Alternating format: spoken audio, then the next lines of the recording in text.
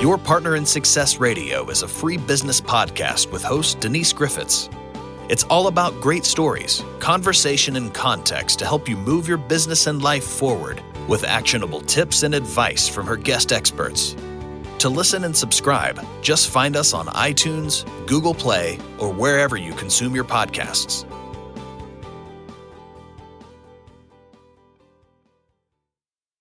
Good morning and welcome to your Partner in Success Radio. I am your host, Denise Griffitts, and today I am joined by Professor James T. Hamilton, Vice Provost at Stanford and the author of You Got In, Now What? And in this conversation, we go beyond admissions and dive into the choices that truly shape a student's future. So today, your Partner in Success Radio is sponsored by Roberta Fernandez and her app, Conscious Napping. And what I love is how practical it is, meditation that actually fits into your schedule. And just a few minutes with one of her guided recordings can ease stress, boost confidence, and support your well-being. And I'll tell you, I use them myself for sleep because sleeping, honestly, has never been one of my higher skills. I think sleeping cuts into my reading time. I don't like it. So it does help me sleep at night. So this is definitely something that you can use right now. So start exploring at robertafernandez.com/conscious napping. And now it is my distinct pleasure to introduce Professor James T. Hamilton. He is an educator and an author whose insights in college life help students move from simply getting in, which is a big deal, to truly thriving. And in this conversation, he is going to go beyond the admissions and dive into the choices that truly shape a student's future. For instance, here's some of the topics that we're going to talk about: how to avoid the hidden traps, build a balanced college. Where's the rest of that sentence? I lost it. Get wisdom that lasts and focus on more than a diploma. Good morning, Professor Hamilton. It is good to have you here. And thank you for sending me that fascinating book. Like, I'm not a college student, but I know a lot of people who have kids going into college. I mean, I've got my little degree, I'm done.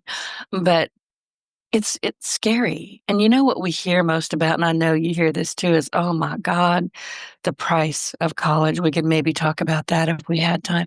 But before we get started, can you tell us a bit about you and why you wrote this book? Sure. Thank you for having me. I'm the Vice Provost for Undergraduate Research at Stanford, and my PhD is in economics. I study the market for news and information. And I have two sons who graduated from college in 2021 and 2024. And I noticed in the summer before they went to college, they were really excited, but they didn't have a strategy. They didn't have something that would help them think about the choices that they were going to make. And since I've been teaching for over 30 years, I knew that literally millions of people had been in their shoes before, and reflecting on the experiences of those people would be one way that my sons could learn about how to navigate college. So initially, I set out to write the book that I wish had existed when they were headed to school. Well, and you mentioned that in your book, alumni voices are woven throughout. So what are some of those reflections that are so valuable for today's students?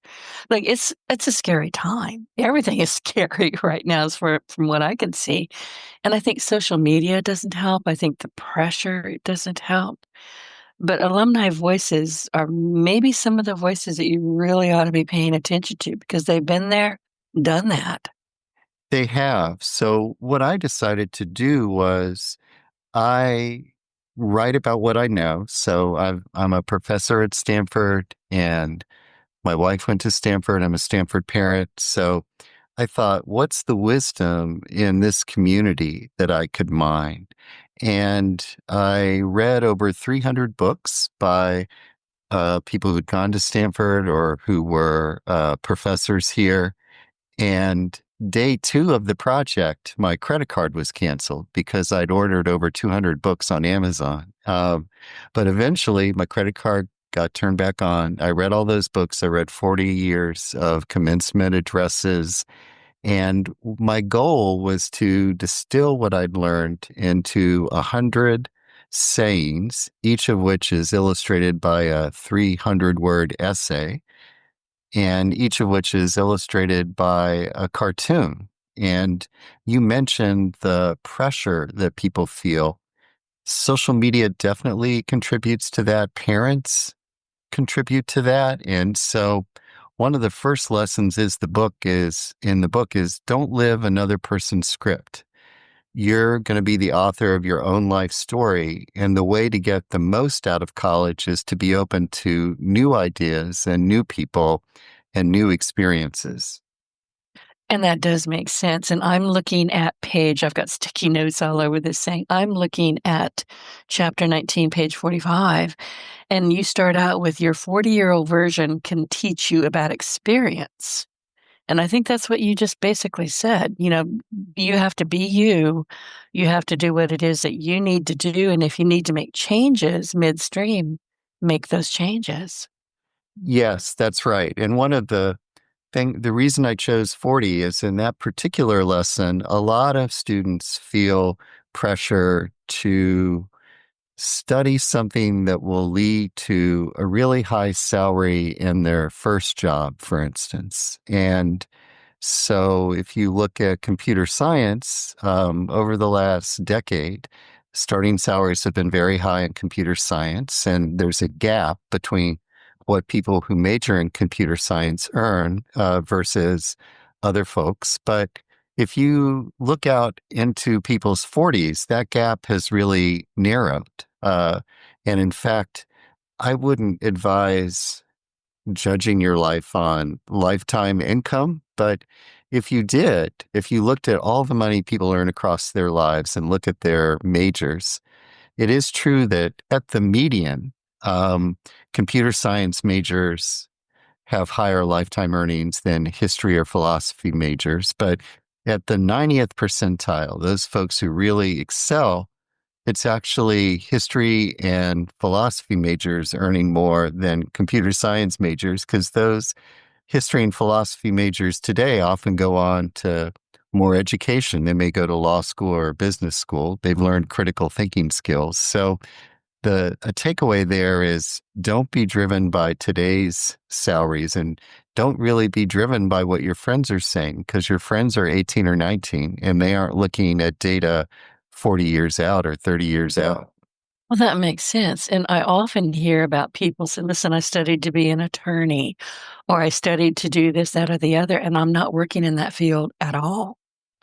Yes. I mean, I really am glad you brought that up, because so many times, and it's natural when you meet somebody first year, first month, initial question as an icebreaker is, well, what do you think your major's going to be?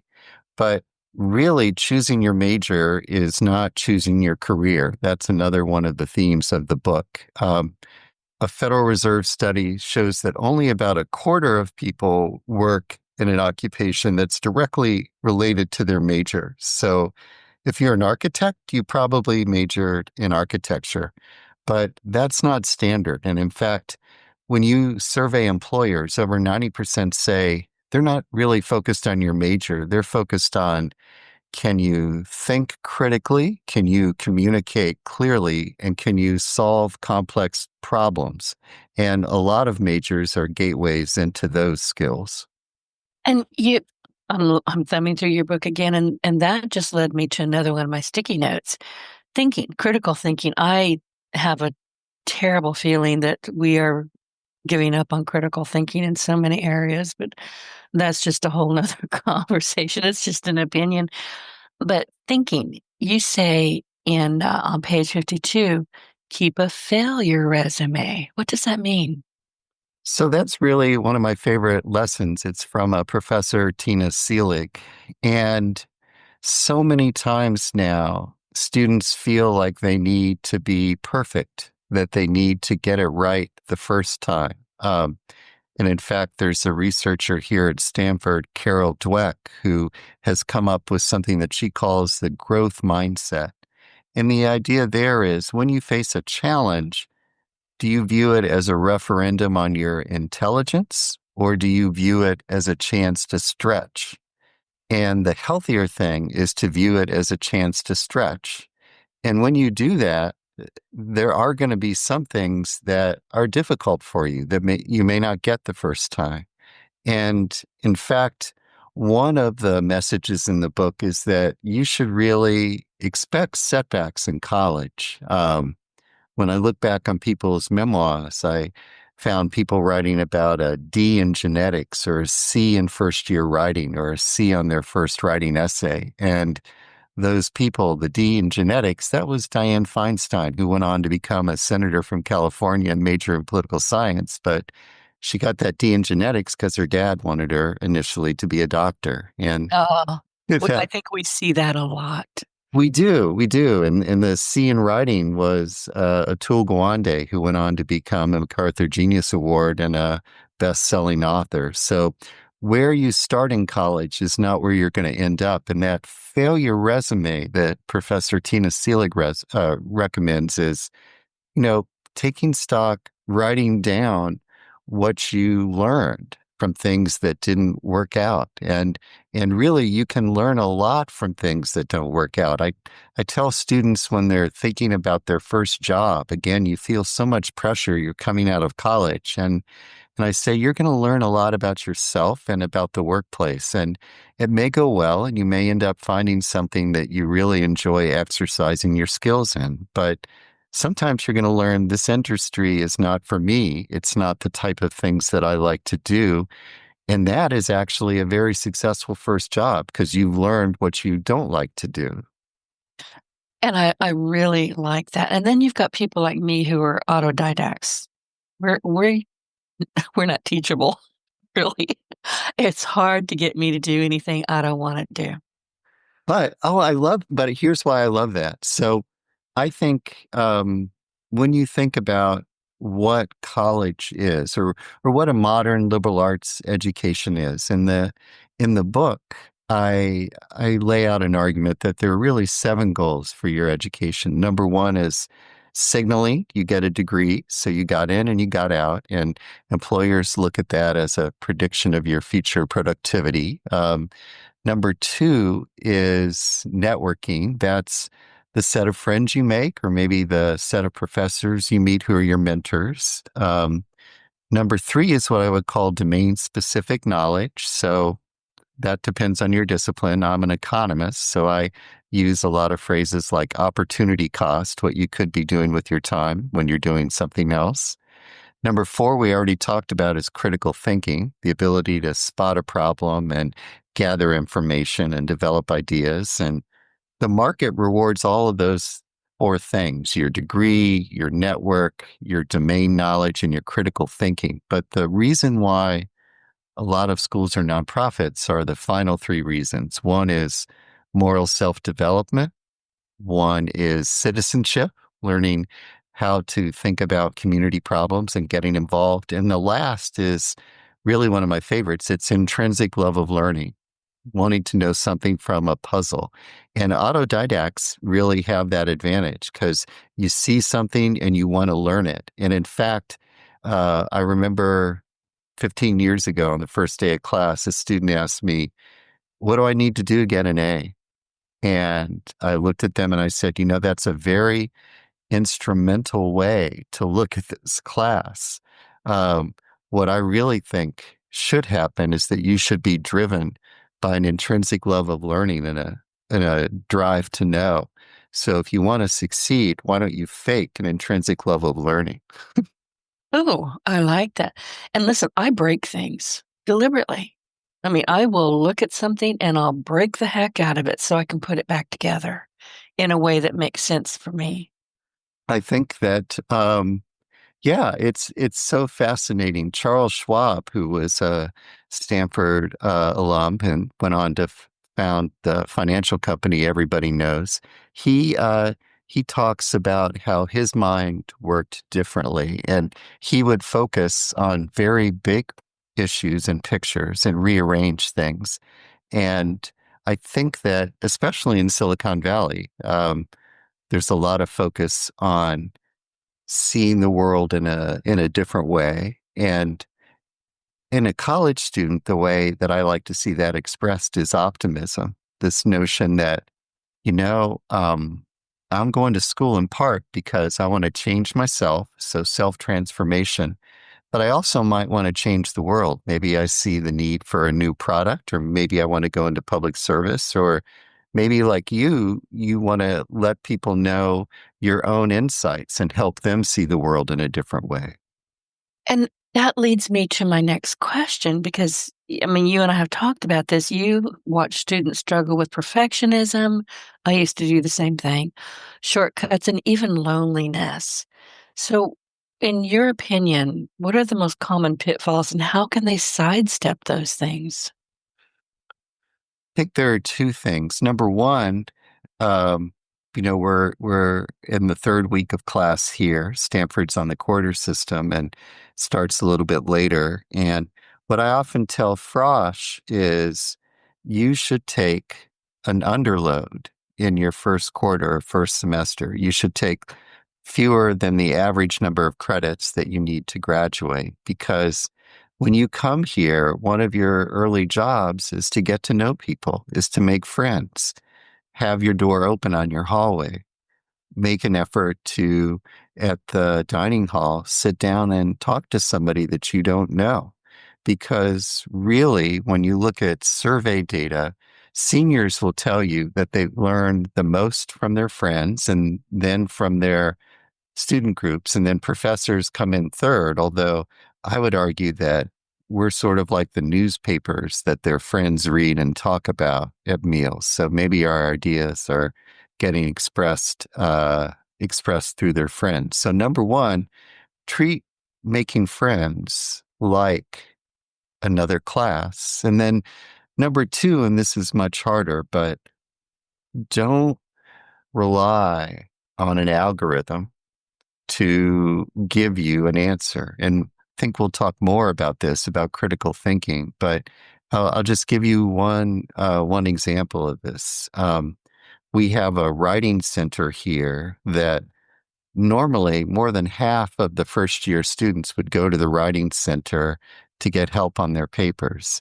Last year, it was only 35% because students were going to ChatGPT for advice on writing. That was going to be my next question. Yeah, Okay, keep going. what they miss is the ability to be mentored, the ability to talk to a human. And it's a human who's going to give you career advice and write a letter of recommendation for you. So my two pieces of advice on loneliness are: number one, treat finding your friends like a class. And number two, don't go to the algorithm right away. Go to a human. And I'm so glad you said that because listen, I use ChatGPT. I love Perplexity. Yeah, I'm a nerd. I am definitely a nerd in stilettos, and I love all of this, but I'm also aware enough to say, don't let it replace everything. And that's, I think a lot of people do, oh, I'll just go to chat and have them help me write that email or write this and that. I use it honestly to polish up what I've already written because I'm not going to let it overtake me. Yes, that's it. Here's a scary number. The class of 29, the incoming Frosh class, had more than 1,000 days of ChatGPT before they started college. And what we are trying to do at the heart of it is teach critical thinking. And in order to do that, you really need to read the material, not rely on a summary, and to write, not have somebody else do the writing for you right away. And so we're all realists. We know that we want our students when they graduate to do what I would call augmented coding or augmented writing, knowing how to use uh, AI to improve what you're doing. But our assumption is you initially need to know how to do that unaided on your own. You and I both grew up loving books, loving reading, and have also faced a blank page. Oh, And yeah. Really, My our first students. my first book is what I call, and I've worked on it. It's about done now, but in the very beginning, it was an epic blank page, and I couldn't seem to move off of it. Yeah, and yet that struggle, it's like going to the gym. You wouldn't hire a robot to work out for you. And if you No. really to develop this critical thinking, you need to do some of the struggle on your own. And then there's also this notion of creativity. There's a great saying, creativity is not the clever rearranging of the known. And so you don't want to outsource to chat the development of your own creative writing voice. Say that again. Creativity is not? Creativity is not the clever rearranging of the known. That's Wow. actually it's funny. That's a statement from a writing instructor who started life as an improv teacher. So yeah, I mean that's also the nature of improv, right? Right, right. Yeah. That's something I had not heard before, but that's going up on my whiteboard. Thank you. Okay, so let's talk about you've talked about creative thinking quite a bit, and I bring it up a lot too because it's so critical. And I've often asked people, can you be taught creative thinking? And your answer is yes, you can. Uh, I have a pretty if you're not digging into your creative thinking, I don't know what the heck you're doing. Yeah, I think Or sometimes your like, critical thinking, I'm sorry. right. Yeah, I think you sometimes we all freeze, right? Like if I have a student who has to write a major paper and she feels that pressure, or if I'm talking to a PhD student who's going to be writing a book essentially, and then it comes down to the idea. And so the way I try to break that process down is I say to that PhD student, for instance, write me 3 one-page memos. Each of those one-page memos, the first paragraph is the results, what you think your book is going to be. And then the second paragraph is your methods, how you got there. And the beauty of writing 3 of those is that it frees you up. You're no longer in search of the idea. You're in search of a very good idea. And then you share that with other people. You share that with your advisors. You share it with friends. And again, I think that getting other people's perspectives is a great way to critique your own work.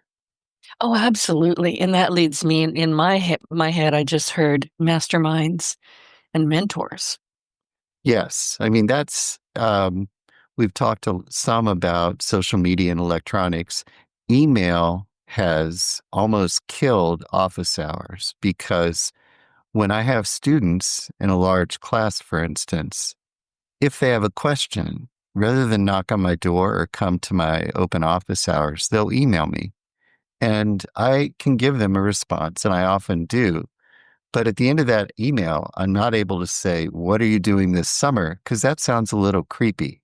But Yeah, kind of if we were, does. yeah, but if we were talking in person, I could easily ask that question and it could lead to mentoring. And in fact, I'm thinking of a student now who just graduated.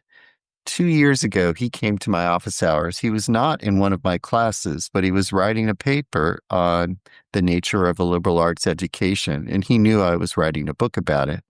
So we had a discussion, and afterwards he sent me the paper, and then he followed up with a query.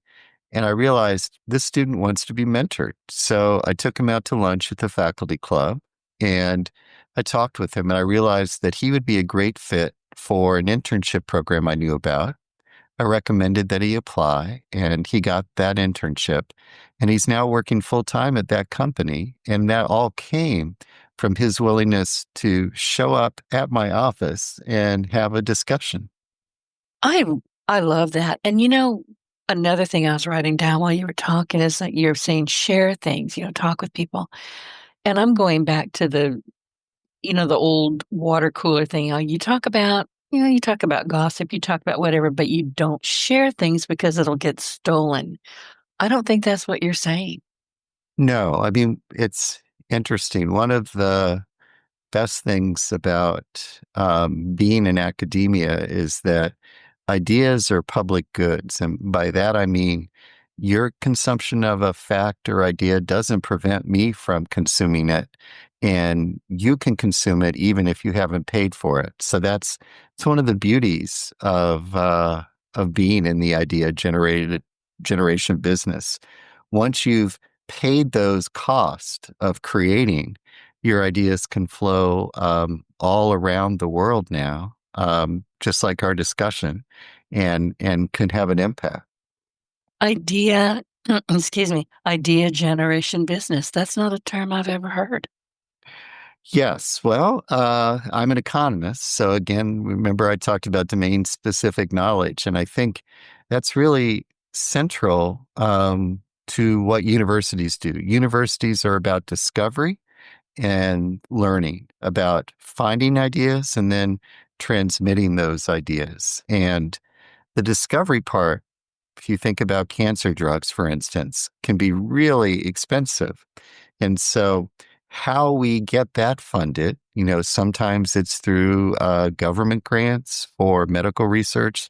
Sometimes companies will fund basic research into the development of a drug.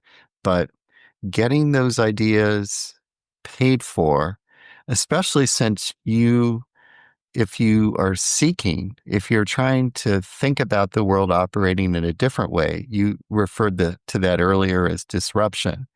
If you think about what universities do, we try to seek out the truth of how the world operates. We're going to be wrong. We're going to be imperfect. And so it's a little bit like drilling for oil. So people have to be patient when they fund research.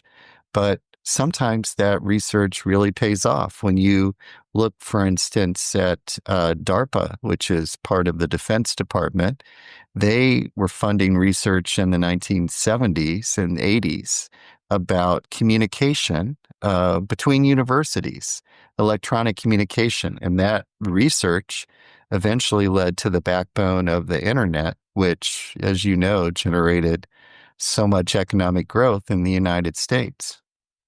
I do. And one of my guests a long time ago, he sent out the first spam mail. DARPA. Yeah, he did. He's known as the godfather of spam. He's fine with that. But it was DARPA. So I understand exactly what you're talking about. How interesting. Okay, so for students who feel like they just don't quite fit in, and I would think that's kind of a common thing, what strategies help them find their place and their people? Yeah, that's really an important thing. And since, again, we're in the fall quarter, right now, a lot of frosh will be asking, what am I doing here? And I think that's very common. And you're sort of asking yourself implicitly, is it me? Is it this particular college, or is it college in general that's generating my confusion or anxiety? And almost always it's college in general. You're in a new space. I liked how a student put it to me in office hours last month. He said, I'm coming from a place where everybody knew me. He'd gone to a small school in a rural area, and now I'm in a place where nobody knows me. And that's hard. And yet, there are 1,869 frosh in a similar position for him here, and trying to get people to realize that everybody is in a similar situation. It's a new experience leaving your home. And at Stanford, we have something that we call the duck syndrome, where you look like you're placidly going along like a duck on water, smoothly navigating your way. And there's a lot of pressure here, in part because beautiful weather, palm trees surrounding you, and yet underneath, you're furiously paddling like a duck. Right. So what is important first is to realize, there's imposter syndrome, there's duck syndrome. Wherever you are, you may feel like you don't belong, but you really do. And then to answer your question in a very specific way, one of the things that I encourage people to do is look at their calendar and say, over the last 2 weeks, does my calendar reflect my values? And by that, I mean, I think it's a good idea to write down a strategy. Like, what questions do you want to explore in college? How do you want to spend your time?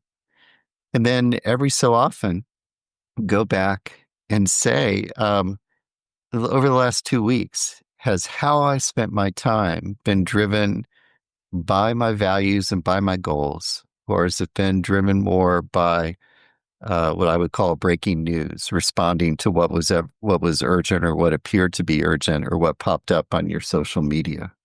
So basically, we're talking about time management versus priority management. Exactly. That's right. Got it. And I don't know about you. I have composition books everywhere. I write things down. Listen, I just bought my second keyboard for the year. I kill them. I'm on them all the time. I build websites. I have 3 podcasts a week. I'm busy. And these poor, keyboards just take a heck of a beating. But it's also important for me, just for the way my brain works, to write things down. I mean, really write them down. So I've got stacks and stacks of composition books. They're not journals, but if I need to go find something, I can find it because I date them. This is September, this one's October. And if I had a thought that didn't quite make it somewhere that I really needed it to make, at some point I'm going to find it by reading what I wrote. I think I'm the same way. I have little black moleskin books that I Yeah. keep in my sport coat pocket. I take them to all the meetings. I write them down, and then at the end of the week, I go through there and I transfer those ideas to a more long range set of goals or ideas. And specifically, how this should or could impact a student's life. There's really great research that shows you learn more in a class if you take notes by hand Right. than use a laptop, because once you're in laptop mode, you're really in transcription mode. You're trying to keep up, you're trying to get down all the words, and you're not processing it. But from having had a notebook in class and a pen that you have to do that initial processing when you're writing things down, because there's no way that you can transcribe by pen. So even that initial challenge to yourself of what is she really saying? What's the professor talking about? Writing down, the research shows that really helps you retain. It does. And then you can take those notes and say, okay, now I'm going to write an article or a blog or a social media. I'm going to write something that's going to be meaningful, and I'm taking it from my notes. Then, this is how I do it anyway. I can go to Chat GPT and say, this is what I've got. I think it's pretty good, but polish it for me. And it does. Yeah, it's interesting. I think going back, being in the idea generation business in academia, I think that I only truly know something if I write it or if I teach it, because in both of those situations, I can't just be familiar with something. I really have to know it. I have to understand the logic. And it's the same for you, for your writing and your teaching through your podcast. And it's a way to work out ideas. That's how it works for me. And for the longest kind of time, I didn't really understand or even care why I did it that way. Now I care because it says, okay, Denise, you're on this road. What step did you miss? Because I've got this book I need to finish. And there's always going to be a step that I missed. But I also am finding with time management and priority management and writing things down and going back and reading them that I can say, that wasn't the greatest idea. Dump that or put it somewhere else. And I really like what you just said about how you take your note and then you, at the end of the week, you put it somewhere else and then you make it more long term. You're reminding me of my mentor, and he's my Wednesday podcast host, Ben Gay III, who was mentored by Dr. Napoleon Hill, who taught him exactly what you just talked about.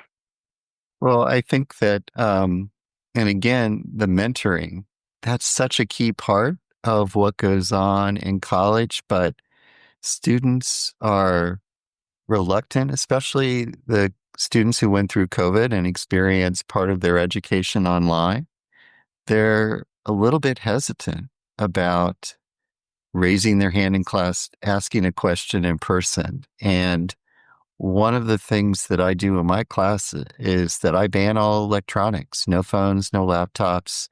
Everybody's looking at each other. They've got a notebook. And that face-to-face communication is really essential to learning. Oh, listen, I agree with you. And I've been reading that some not kindergarten, but classes, 6th grade, 7th grade, some of them saying, no, you're not going to have a phone in here. Dump it at the door. And if I'm not mistaken, they're finding that once those, laptops, everything's down, and these kids actually have to listen or make eye contact, that they're turning out to be smarter people. They definitely learn more. And I think if you think about social media or your phone, I think three things are involved. Number one, opportunity cost. If you're on your phone, what are you foregoing? What could you have been doing? You could have been outside. You could have been talking to a friend in person. So there's that opportunity cost effect of using social media. Number two is attention span.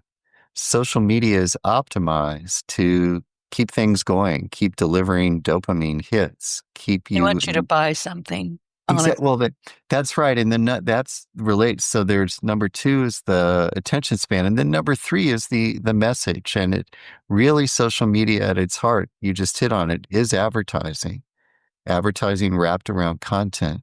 And really that is living your life as a consumer rather than as a friend or a reader or a voter or other things. So all of those entanglements make social media very alluring, but in some aspects of life, it could also be damaging.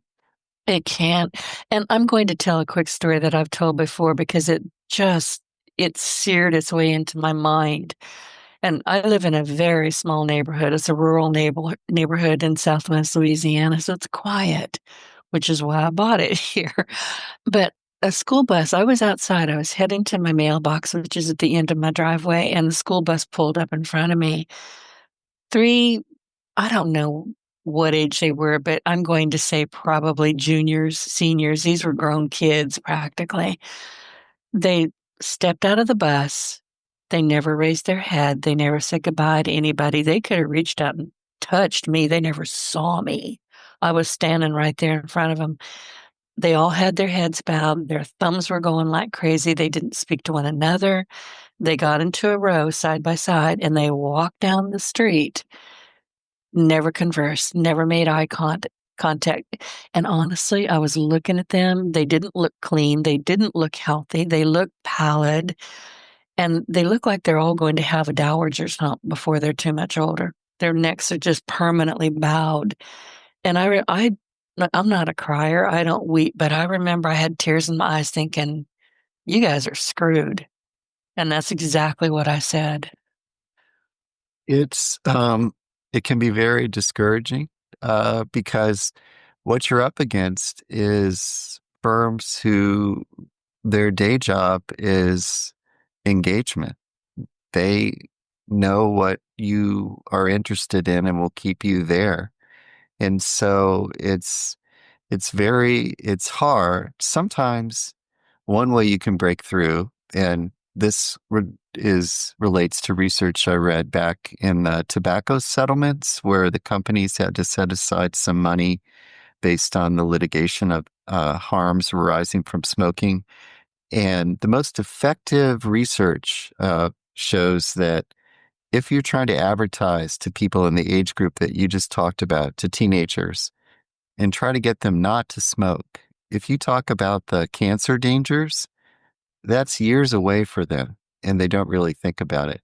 But No, at that age, they're bulletproof. yeah, but here's something that was effective. If you say the man thinks you're stupid and is trying to fool you, if you talk about the tobacco companies as manipulating them, that actually, for some teens, will cause them not to smoke because they don't want to feel like they're manipulated.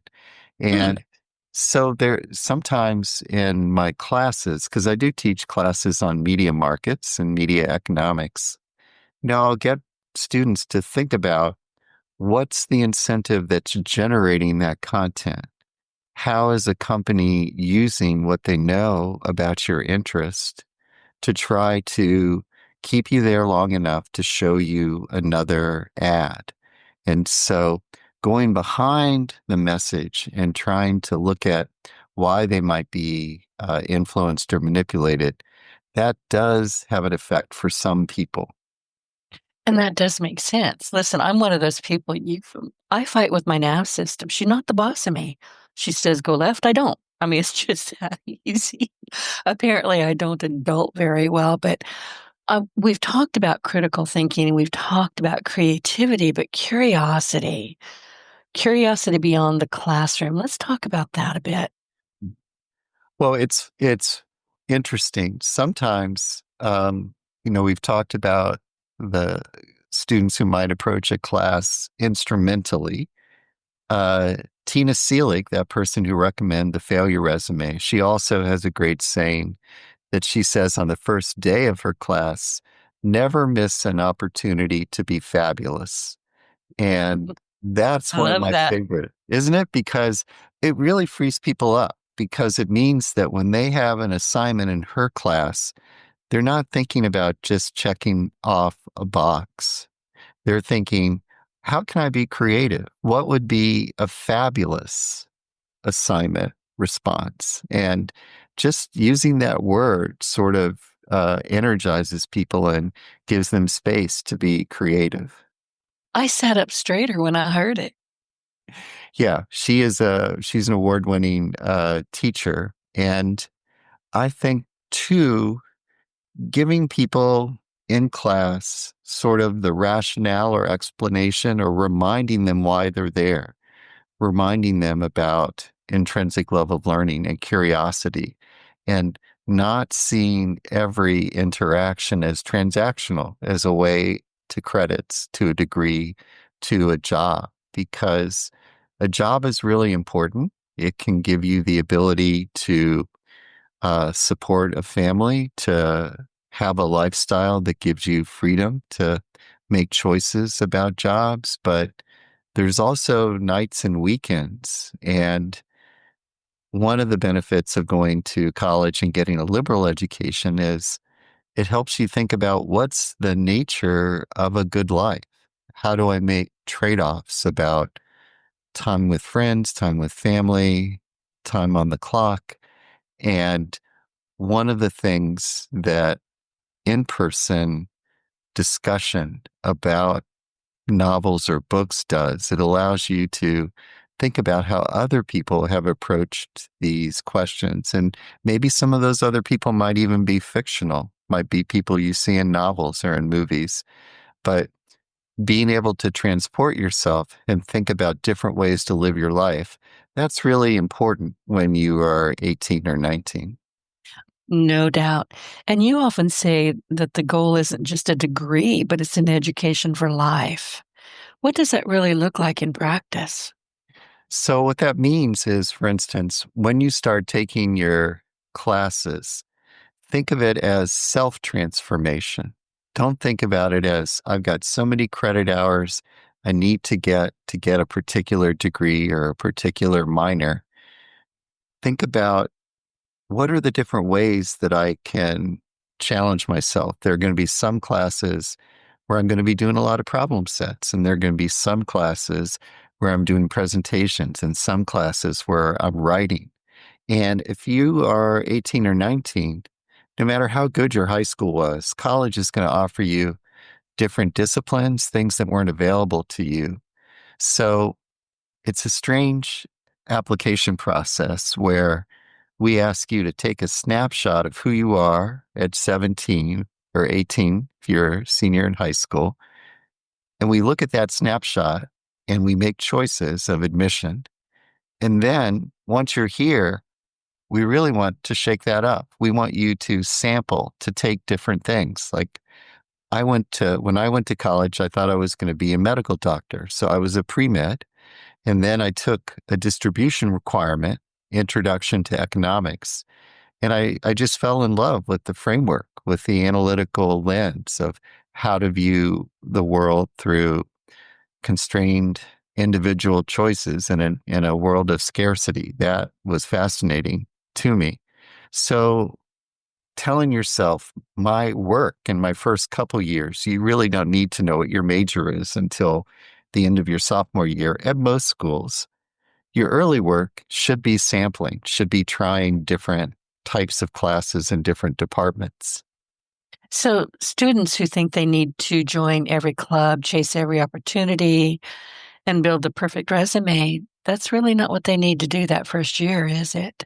No, it could be, you go to the student activities fair, you sign up for a lot of things, you go to a lot of initial meetings, but then again, uh it is sampling. You're trying to learn about what you're interested in. And there is no shame about walking away from different clubs once you learn, this one I'm really passionate about. And it could be a cappella, it could be drumming, it could be at Stanford, we have a solar car club. There are many. At our school, we have more than 700 clubs, and the number keeps growing because if students don't find one they like, they will often found a new one. But I think that being open to experience, actually, that that's really the heart of my book. Sometimes, if you had to reduce it to one lesson, um, it would be from a saying from Senator Cory Booker's mother. Cory Booker was a Stanford undergraduate. He played football here. He got a master's here. And he eventually went to law school. And in law school, he felt sort of stuck because his goal in high school and college, his goals had always been the same: do well in class, play football, and volunteer. And law school, he didn't know what the next rung on the ladder was. And his mother said to him, "What would you do if you knew you could not fail?" And he paused and he said, "Well, I'd go into politics because I want to have an impact that way." And she said, "Well, that's your answer." And politics is famously uncertain, scary. But she said, "Look, if it doesn't work out, if you don't win that election, you're still going to be a stronger person for having gone through that experience." So when people ask me, "Well, what did I learn in writing this book?" What I hope students will come away with is a sense that they have a lot more freedom than they realize, and that they should really ask themselves, what would you do if you could not fail? That's a brilliant question she asked him. And I wanted to ask you, if a student or a parent is listening right now and they're feeling overwhelmed, which I think is probably pretty common, what is one small actionable step they can take today? Talk to a human. There you go. Right back to the top. Yeah, it is. I mean, it's funny. Sometimes, higher ed is under attack right now. Things can be pretty tense. We're uncertain about what our funding is going to be. And what I often tell my faculty colleagues is, if you ever get dejected, just talk to somebody who's 18 or 19, somebody who's starting college, because for them, this is the start of their intellectual journey. And I will say one of the things about being a parent is y- when your child is at home, you know what the schedule is. You know where the next meeting is, classes, things like that. Once they're in college, you never know when they're going to reach out.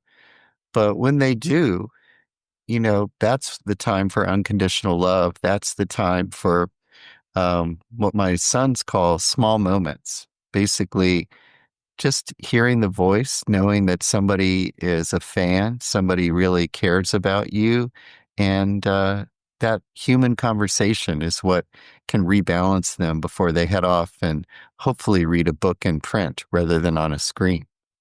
I have thousands of books in here, thousands in my whole house.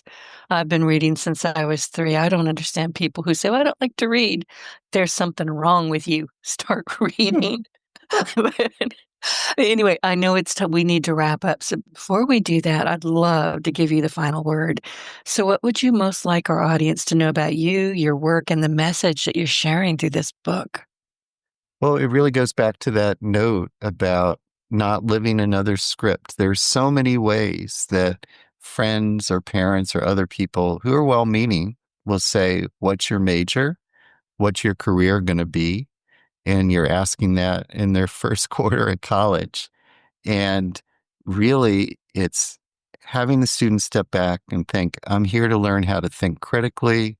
I'm here to learn how to learn that life is with people, to meet friends, and then to really have that aspiration and think, what would I do if I knew I couldn't fail? Because that can be a really liberating and freeing approach to how you navigate college. I just wrote that down again. Where can people connect with you and find your book?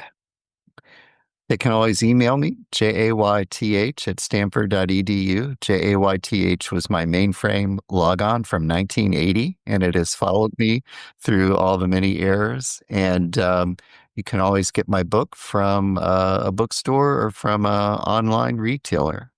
Listen, thank you so much. It's been a genuine pleasure having you here. And I know you've got a hard stop. So you go ahead and take off, and I'll finish telling people where to reach you. And thank you for sending me this book. It has been amazing. Thank you, Denise, and thank you for the time that you took to read the book. That is opportunity cost. You could have been doing something else, so I really appreciate it, and I appreciate this conversation. Oh, it's my pleasure. Well, listen, everyone, whether you're a student just starting out, a parent hoping to guide wisely, or someone looking back on your own path, this episode of Your Part in Success Radio with Professor James T. Hamilton is a reminder that college isn't the finish line, it's the launch pad for everything that comes next. So until next time, I'm Denise Griffitts, helping you build success by learning from today's top entrepreneurs, leaders, and visionaries. Thank you, and I will see you next Monday, Wednesday, and Friday. Get your voice heard. If you would like to launch your own far-reaching podcast, contact Denise Griffitts at yourofficeontheweb.com and go to the podcast tab.